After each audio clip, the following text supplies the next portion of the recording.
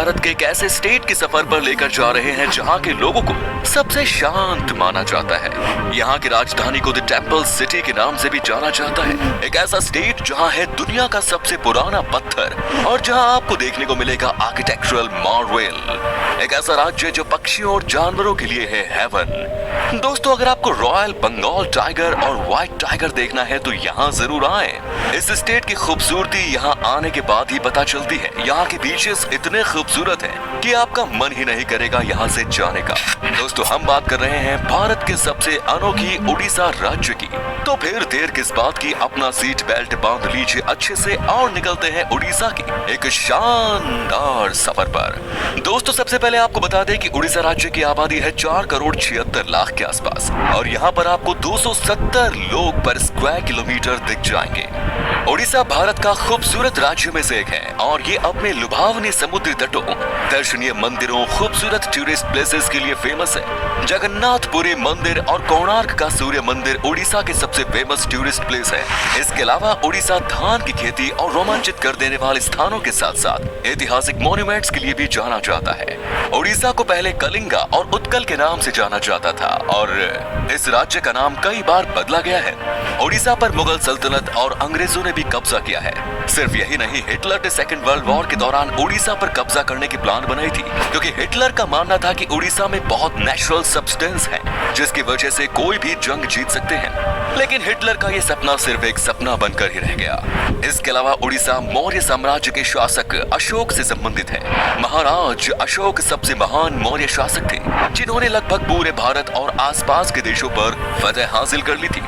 उड़ीसा कलिंग शासन के दौरान बहुत फेमस हुआ था। 261 ईसा पूर्व कलिंग युद्ध के दौरान खून खराबे को देखने के बाद अशोक का मन का भाव इस स्थान पर हुआ था और उन्होंने बौद्ध धर्म को अपना लिया था। दोस्तों, सबसे पहले उड़ीसा में आने वालों में महाभारत काल के पहाड़ों की जनजातियों के लोग थे जिन्हें सवर और सओरा कहा जाता था।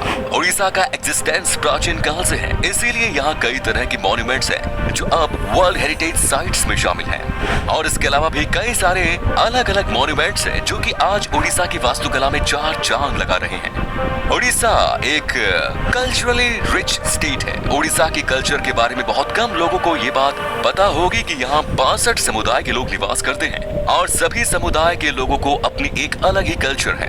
राज्य की कल्चर हिंदू, बौद्ध और जैन धर्म का एक मिश्रण है। यहाँ के आदिवासी लोगों की जो कल्चर है उसको राज्य का अहम हिस्सा माना जाता है। उड़ीसा राज्य के ओडिसी डांस की जितनी तारीफ की जाए उतनी कम है। ओडिसी डांस को दुनिया भर में सराहा जाता है और इस फोक डांस को देखने और सीखने के लिए दूर दूर से लोग आते हैं। ओडिसी डांस की मुद्राएं बहुत आकर्षित और दिलचस्प होती है। मन करता है कि बस देखते ही जाएं। उड़ीसा के इस डांस फॉर्म को सबसे पुराना माना जाता है।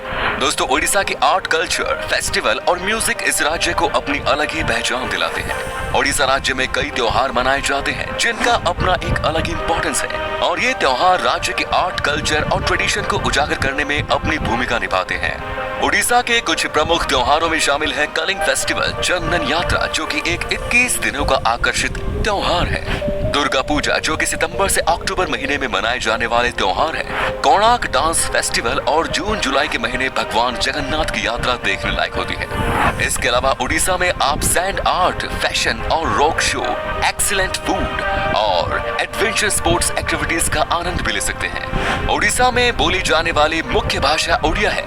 यहाँ पर 4.5 करोड़ लोग उड़िया भाषा बोलते हैं, लेकिन इसके अलावा यहाँ कुछ अलग भाषाओं का भी इस्तेमाल किया जाता है। इसमें से संबलपुरी भाषा प्रमुख है। सोने चांदी पर की जाने वाली तार की खूबसूरत कारीगरी के लिए उड़ीसा को एक अलग ही पहचान मिलती है और ये फ्लिकरी के नाम से जाने जाते हैं। इस आर्ट को गौर से देखने पर पता चलता है कि सोने और चांदी पर कितनी बारीकी से काम किया गया।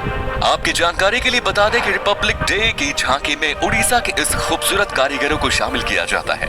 इसके अलावा उड़ीसा की संभल और इक्कत साड़ियां भारत में बहुत पॉपुलर हैं। यहाँ साड़ियां हाथों की कारीगरी यानी कि हैंडलूम से बनाई जाती है।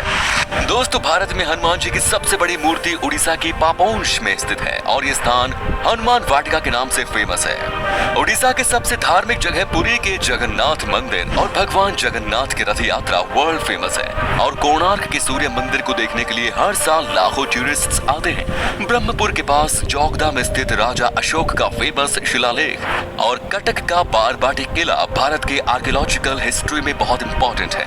राज्य के 64% से भी ज्यादा लोग एग्रीकल्चर पर डिपेंडेंट हैं। कुल 87 लाख 89,000 हेक्टेयर भूमि पर सिंचाई की फैसिलिटीज अवेलेबल है। चावल, तिलहन, मूंगफली, दाल, जूट, गन्ना, नारियल, हल्दी जैसे फसलें यहाँ उगाई जाती हैं। बात की जाए यहाँ की लिटरेसी रेट की तो ये 81%, यानी कि यहाँ पर हर 100 में से 81 इंसान पढ़े लिखे हैं। दोस्तों, क्या आपने सिमिलीपाल वाइल्ड लाइफ सेंचुरी के बारे में सुना है? अगर नहीं तो आपको बता दें कि उड़ीसा के इस वाइल्ड लाइफ सेंचुरी पर आपको 100 से ज्यादा रॉयल बंगाल टाइगर देखने को मिलेंगे। दोस्तों, उड़ीसा के लोगों के बीच में भी मछली खाने का बड़ा शौक है। कोलकाता की तरह यहाँ पर 100 से ज्यादा स्पीशीज की मछलियाँ मिलती हैं और उनसे तरह तरह की लाजवाब रेसिपीज बनाई जाती हैं। अगर आपको उड़ीसा जाने का मौका मिले तो आप यहाँ के खाने का जायका जरूर लीजिएगा। सिर्फ मछलियाँ ही नहीं दोस्तों, उड़ीसा में भी आपको तरह तरह की मिठाई खाने को मिलेंगी। Hey there, I'm Natasha, and my specialty is making all your app building dreams come true. Say you've got a great idea for an app. यहाँ मिठाई खाना सबको पसंद है। दिन हो या रात, खाने के बाद कुछ मीठा तो यहाँ चलता ही है। उड़ीसा की मिठाई भी बहुत ही अलग तरह की होती है। यहाँ पर आपको खाने के लिए रसगुल्ले से लेकर रस मलाई तक सब मिल जाएंगे। दोस्तों, उड़ीसा का मौसम भी बहुत ही कमाल का होता है। यहाँ पर हमेशा बारिश होती है और इसीलिए यहाँ पर आपका दिल लगा रहेगा। राज्य में चारों तरफ हरियाली है और जब बारिश होती है तो उसके बाद तो यहाँ का नजारा ही अलग लगता है। चारों ओर देखकर ऐसा लगता है कि मानो जन्नत हो। यहाँ पर साफ सफाई का भी खूब ख्याल रखा जाता है। आपको यहाँ कहीं भी गंदगी नहीं मिलेगी।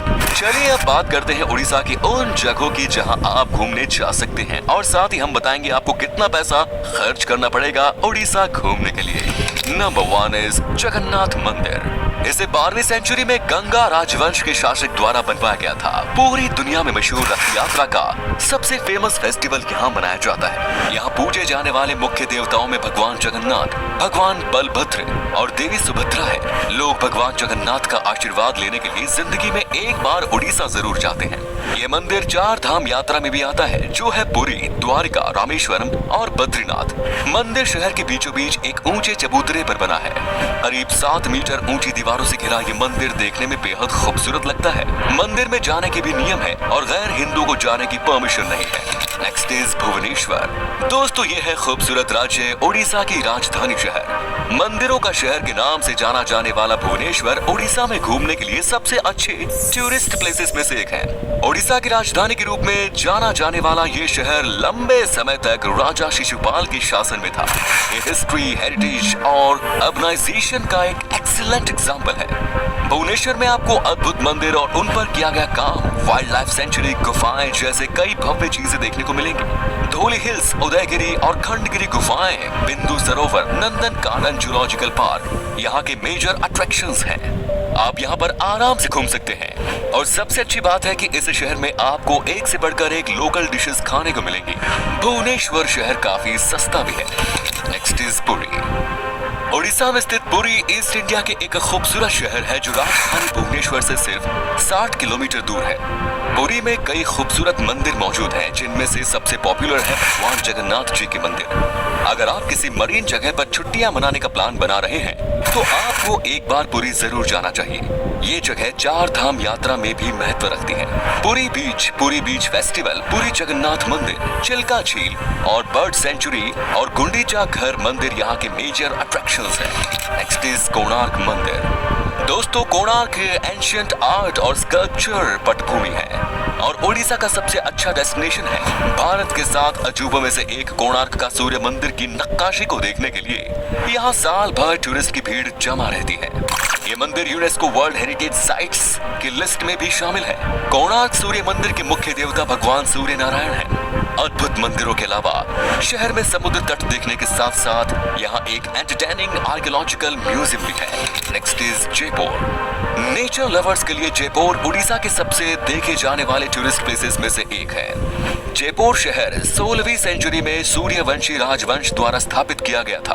पूर्वी घाट पर्वतमाला के बीच स्थित जयपुर उड़ीसा में घूमने के लिए सबसे पॉपुलर जगहों में से एक है, जो घने जंगलों, धुंध में छिपी घाटियों से मिली हुई है और यहाँ की खूबसूरत झरने देश भर से टूरिस्ट को आकर्षित करती है। Next is Paradip. देश के सबसे इम्पोर्टेंट और सबसे पुराने बंदरगाहों में से एक ऐतिहासिक पारादीप जगत सिंहपुर जिले में स्थित है। पारादीप कोस्टल लैंडस्केप, खूबसूरत मरीन बीच, घने जंगल, झरनों और किलों के साथ साथ भरा पड़ा है। समुद्र तट के किनारे बसे देश के सबसे अच्छे डेस्टिनेशंस में से एक पारादीप को देखने के लिए दुनिया भर से लोग आते हैं। पारादीप से महानदी और बंगाल की खाड़ी की मुहाने के खूबसूरत संगम पर विशाल जहाज और अन्य समुद्री गतिविधियों को देखा जा सकता है। पारादीप बंदरगाह है, गहीर माथा सेंचुरी और समुद्र तट लाइट हाउस और झनकड़ी यहाँ के प्रमुख आकर्षण है।